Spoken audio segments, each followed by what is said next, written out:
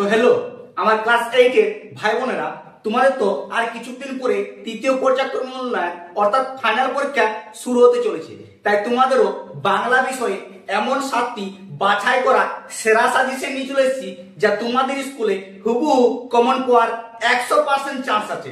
চলো তাহলে বেশি সময় নষ্ট না করে কোন কোন প্রশ্নগুলি তোমাদের পরীক্ষার আগে দেখে গেলে নাম্বার বেশি ওঠার চান্স আছে সেগুলো আজকে তোমার সঙ্গে আলোচনা করব।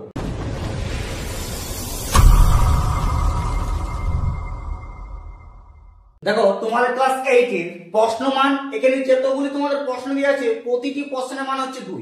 সেরা বাছাই করা 7টি সাজেশন নিয়ে এসেছি, যা এই প্রশ্নগুলি তোমাদের 100% শিওর যে স্কুলে তোমরা কমন পাবে।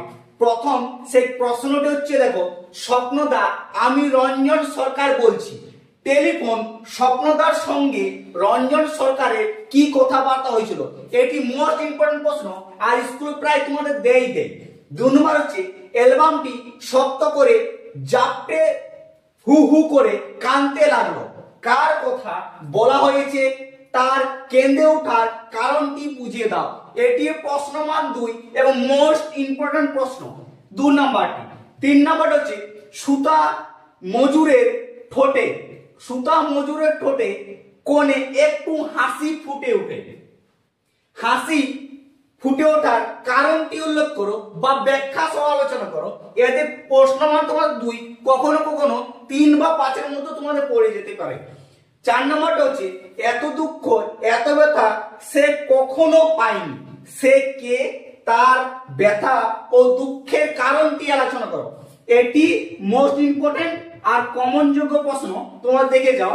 5 নম্বরটা হচ্ছে, এটি অনেক গুরুত্বপূর্ণ প্রশ্ন। 5 নম্বরটি সব থেকে মোস্ট হচ্ছে, আমায় একদিন তুই রেলগাড়ি দেখাবি।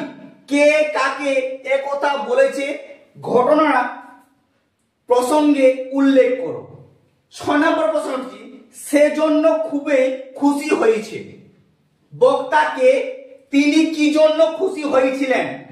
লাস্ট এবং শেষ প্রশ্ন হচ্ছে তোমাদের, সে নির্জন দ্বিপ্রহরের মতো শব্দহীন এবং সঙ্গীহীন সুবা সম্পর্কে এমন উপমা ব্যবহার করেছেন কেন? মোস্ট ইম্পর্টেন্ট এবং লাস্টের প্রশ্নটি প্রায় আমি কোশ্চেন দেখেছি যে আছে, তাই এই 7টি প্রশ্ন পুরো ভালোভাবে প্র্যাকটিস করে নাও।